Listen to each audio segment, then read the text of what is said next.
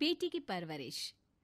जिंदगी किसी को किस मोड़ तक ला सकती है। एक दिन कविता अपने पति से कहती है, कौन है ये बच्ची, बताते क्यों नहीं, क्यों लेकर आए हो इसे यहाँ? कविता, ये मेरी बच्ची है। माँ पापा मेरी शादी शिवानी से करने के लिए मान नहीं रहे थे, लेकिन मैं उससे बहुत प्यार करता था। अब वो इस दुनिया में नहीं है, लेकिन सन्निका की जिम्मेदारी मेरी है। इसे मैं अपने पास ही रखूंगा। कविता ये देखकर सुनकर सन्न रह जाती है।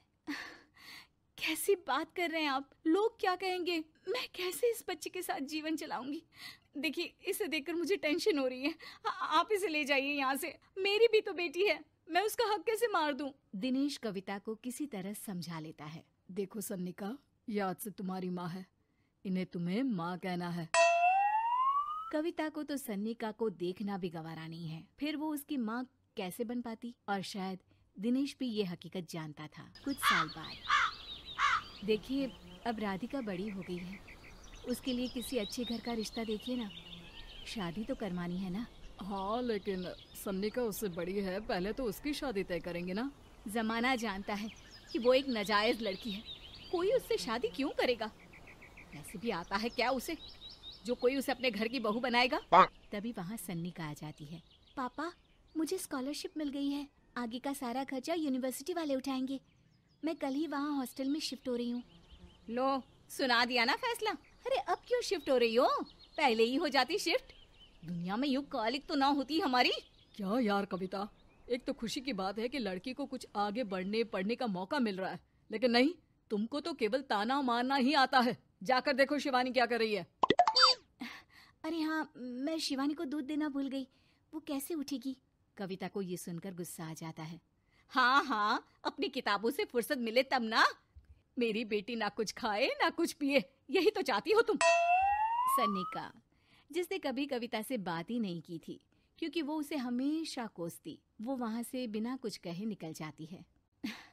खाना तो पूरा बन गया, अब जाकर आराम से पैकिंग करती हूँ, कल वक्त से निकल जाऊंगी। देखिए जी, वैसे तो ये लड़की मुझे एक आंख पसंद नहीं, अपने कमरे में पैकिंग कर रही है। अरे मुझसे तो कभी बात भी नहीं करती। आप साफ साफ बोल दीजिए उसे कि घर से जाएगी तो सारा काम कौन करेगा? उसकी माँ।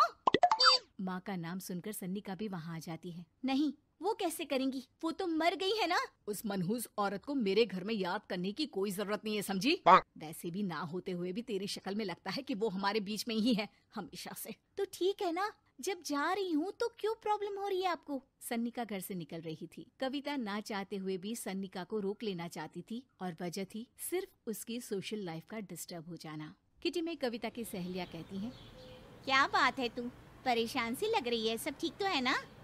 क्या हुआ, उस सन्निका ने फिर कोई तमाशा किया क्या? अरे नहीं नहीं, चली गई, वो तो ऑक्सफोर्ड की कोई NGO है, उसकी स्कॉलरशिप मिली है। मेरा भाई बता रहा था कि उसका तो फ्यूचर ब्राइट है। अरे चल ना, तुझे क्या, तेरा तो पीछा छूटा उससे। अरे कैसे क्या नहीं, घर का सारा काम करती थी। इसकी छोटी बेटी को भी तो उसी ने संभाला था, याद है? उसकी छोटी बेटी का जो केस हुआ था, वो भी अपने सर ले लिया था। हाँ, तो बदले में सारा खर्चा भी तो हम लोग ही उठा रहे थे ना।